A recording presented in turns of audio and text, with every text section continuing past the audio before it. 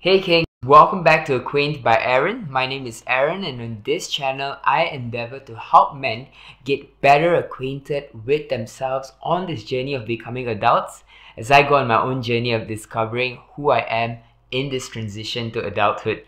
Welcome back. Thank you so much for joining me for this week's video, and today I want to be speaking about why as men you might be feeling completely exhausted and depressed a majority of the time. Let's hop into the video.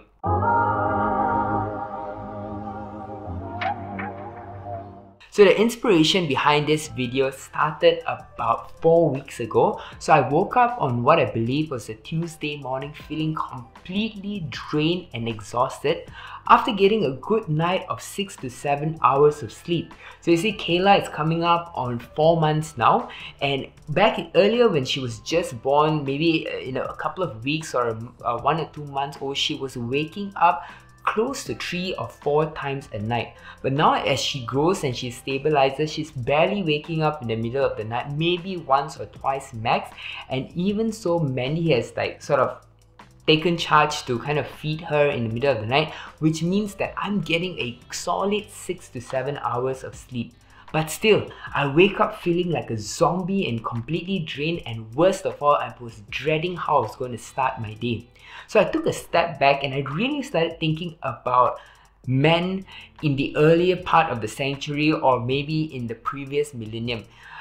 As you know, back in the day, men used to wake up, head out into the wild, hunt for their food for close to 8 to 10 hours, kill their food, bring it back to the cave settlement, and feed their tribe. And what's mind-boggling to me is that they had all the energy in the world in a very similar physical form to ours, and they were able to do that day after day after day. Today, we live a lot more of a sedentary lifestyle. Most of us spend most of our days in front of a computer, which means that we're not expanding as much energy as men probably 1,000 years ago. Yet, I feel we're more exhausted than ever, and this exhaustion borderline tips us into a space of depression. At least that's what was happening for me. And I was looking back and really diving deep into what are some reasons behind me feeling like this as a man, and maybe you might be able to relate to this. I've also taken a few steps to overcome it, and I want to share that with you. As I was really sitting down and just reflecting back on why I was feeling so exhausted, I think the first mistake or the first thought is that I didn't really understand how energy worked. So you see, the first law of thermodynamics states that energy cannot be created or destroyed, but it transforms from one state to another. What that means for you and for me today, men, is that the energy that is stored within our body cannot be created, nor can it be destroyed, but it can transform from one state to another. Our primary source of energy in this physical form are two sources. One is food, the other is rest. Whenever we eat or we consume our meals, the energy from this food is converted from chemical energy into kinetic energy when we actually use our bodies to expand this energy, which then transfers into heat energy and is released from our body. However, a majority of the time, as I mentioned earlier, most of us live a much more sedentary lifestyle today than what we used to do. So if you imagine this example, so you have a dam that is throwing out thousands or a million tons of energy directly into an electrical generator, and that energy kind of flows through a river and it goes through different fields and different locations. Now imagine that very same form of energy coming from a dam that again throws out 100,000 to 1,000,000 kilometrics of energy, and that same force only goes into a lake where there is no space for the energy to be released into. That's the same thing that's happening to your body when you do not release the energy that's already created from the food that you consume. So what I'm getting to is that as men, one reason why I was feeling so exhausted is I was not optimizing or using my energy wisely. I was again pretty much sitting at this table close to 7 to 8 hours a day. The energy that I was consuming, I was not releasing, which means that there was no space for my body to create more energy for myself. So that was the first reason I felt that I was feeling completely exhausted. The second reason why I felt that I was feeling completely exhausted is because I was overexerting my mental energy. So you say we live in a day and an age where if you're on social media, I'm not on social media, but if you're on social media, it's so easy to slip into compare culture where you're looking at people, you're looking at how successful they are, you're looking at how far ahead in life they are, and what you're doing is you are draining your own mental energy by either looking back into your past. You're constantly thinking about, man, if I would have made that decision, I probably would have been so much further in my life. Or you're constantly thinking about the future. Okay, how do I strategize my life to get to a place where my peers are at? Or how do I strategize my life to get that amazing body that influencer I see on Instagram have? So in your mind, you're consistently running. If you don't believe me, try this. How about just stopping for a whole minute? Stop thinking about anything at all. Just be present. What will happen is you would realize that for a majority of your day, apart from the energy that you're putting into focusing on the task at hand, a majority of the energy that you're spending is not spent on where you are presently or even on your primary conscious. A lot of the energy that you're spending is actually your mind using this energy to think about where you are in the future or where you are in the past, and that's what I was doing for myself. Now that I've transitioned into becoming a father, I've been constantly thinking about my family's finances. I've been constantly thinking about my career, what are steps that I should take to move forward, or whether should I consider making a move in my career. I have just been overly consumed by this for the last month, and from the moment I wake up, in fact, these are the thoughts that are constantly running in my mind, and before it's even like half an hour from the time I'm out of bed, I'm already completely drained. The third point of why you might be feeling constantly exhausted as adults is there might be a good chance that you're abusing caffeine. I don't know about you, but me as an adult, I was consuming close to 6 cups of coffee a day, not including my pre-workout. So let me just briefly walk you through my morning routine. I wake up, I immediately take a scoop of pre-workout which has close to about 100 milligrams of caffeine, and then I head into my day, and then I take my first shot of espresso at about 8 a.m, my second shot of espresso at about 10 a.m, and somewhere at about lunchtime I take 2 more shots of espresso, and at about 6 p.m, towards 6 p.m. in the evening, I take another cup of Americano. So that's close to 1 pre-workout and 5 cups of coffee a day. And while that might be great, that very day that I came to realize that there's something wrong here was when I had an additional dose of caffeine. I had 7 shots of coffee that day. Yet I was feeling so extremely exhausted. I could not get that same buzz that I used to feel from the 6 shots of espresso, and I was just drained and pretty much depressed the rest of the day. So I don't know if you might be able to relate to this, or you don't consume caffeine at all, but there's a majority of a chance that you might be consuming caffeine. So just to take a quick pivot on why I'm talking about this topic today, I believe each and every one of you that's watching this video, especially as men, you have a purpose to fulfill in this world. And the sum cost of that purpose coming into fruition is more often than not energy. You would need energy to perfect your craft. You will need energy to work on the things that you're passionate about. You would even need energy just to be still, present, and become aware of what it is that you feel your purpose in this world is.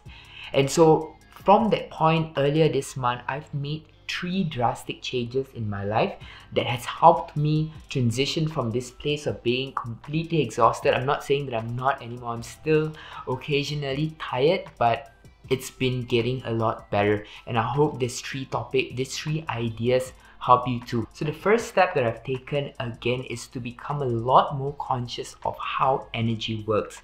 So if I need to release energy for my body to utilize the energy that's already stored in my body from my meals the day before, what I do is every morning I try to get a workout in as early as possible. So while a lot of self-development gurus preach working out in the morning, my purpose for working out is not so much about getting in great shape. Of course, that's a great byproduct, but my first thought is the first law of thermodynamics. If I am using and converting the energy that I already have in the first part of the morning, that pretty much means that my body will have no choice but to create new energy as I go about my day.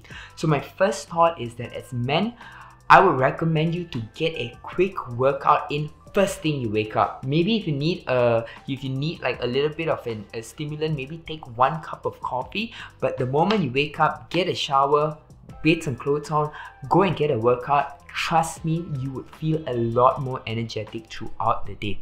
The second conscious step that I've taken to really feel a lot more energetic is to practice a thought or a principle that's found both in Dale Carnegie's book, How to Stop Worrying and Start Living, and also a thought in the Bible in the book of Matthew chapter 5. So Dale Carnegie teaches this concept of living in day-tight compartments. So what this means is that as a human being, as a man, you consciously make a decision that anything that falls out of the realm of today is not something that you're going to think about, or it's going to be something that you're going to completely release to your higher self, to God, to the universe. So what this means is that if you're living presently in today and you have a thought, okay, what's going to happen tomorrow? What if my peers are advancing ahead of me in my career? What if my bosses might not be happy with the project that I'm working on that I need to submit tomorrow? You immediately create a mental block and you say that if it's something for tomorrow, I will think about it tomorrow. What I can do today is what I will focus on. So if you have a project that's due tomorrow, instead of worrying about tomorrow, you bring your focus to today. So if there's 3 things that I can do today to help me complete this project by tomorrow, I will only think and make decisions around those topics that are within my power today. The Bible in fact speaks about this principle in the gospel of Matthew, which Jesus says, take no thought for tomorrow. I think in other words, what Jesus was trying to say is that live presently, and if there's any subject matter that falls within your realm of today, then take a thought about it, then work on it today, but don't worry about tomorrow. And this also applies to the past. So anything that falls out of the realm of today, it could be yesterday, it could be a mistake you made a couple of months ago, it could be a trauma that you have been through a couple of years ago. I know it's extremely tough. I know what it's like to come from a place of lack. But kings, to really move into this space where you're conserving and utilizing the energy that you've been given today, let's try to live within day-tight compartments. It's been a struggle for me to do this. My mind is constantly running about what's going to happen tomorrow, especially now that I've transitioned not just into becoming a husband but a father as well. But I'd highly recommend you to try it, and do let me know if it helps you. The third change that I took, which was pretty drastic, was to completely cut off caffeine. And I'll just be very upfront to tell you, I lasted maybe 1 day and it was complete hell for me. From being someone that drinks 6 cups of coffee a day to just going cold turkey and just switching to tea, I felt like dying that first part of the month. But then I realized that it's not sustainable for me, at least. But I started to manage my caffeine intake a lot more. So I just want to give a shout out to Better Ideas. In his video, which I will link in the description below, he shares how caffeine actually stays in your body for 6 to 7 hours post the last time that you consumed it. So if you consume a cup of coffee at 6 o'clock, that caffeine is still kicking in at 1 a.m., which primarily affects the quality of sleep that you're getting. So Kings, what I recommend you to do, if you do need coffee, of course coffee is great. I love the taste of coffee. I love the smell and aroma of coffee, but I think what would be wise is for you to probably take a cup, maybe a shot or two in the morning, and cut off your caffeine intake somewhere in the afternoon. What happens then also, your body does not have a stimulant or a crutch to depend on. That's what my body was doing. So every time I felt a bit lower, I would go and take a shot of espresso, and then it starts feeling better again. But the moment I removed all of my coffee or caffeine sources after 2 p.m. in the day, my body just had to deal with it, and my body just had to find another way to create excitement or to create energy within my body itself, and that has been working for me. So just to recap, 3 things that I feel that you can do to conserve your energy, which will eventually lead to you feeling less exhausted and consequently less prone to depression, in my humble opinion, is number 1, understand how energy works. You have to expand energy so that you can receive and convert the energy that's in your body already. Number 2, stop living in the future or living in the past. It's extremely hard to do, but if you can master this one skill, all of your work will become so much more focused. Your productivity will increase. At the same time, you're pretty much building your future while living in the present. And thirdly, maybe you might want to stop abusing caffeine, but use it optimally, in a sense where how it can help your body get better right where you are. Thank you so much for watching this video again, Kings. I truly appreciate your time, and I really appreciate you just listening to me as I go on this journey of building this channel up again. I hope that this provides you with some value, and I will catch you in the next one. Bye bye.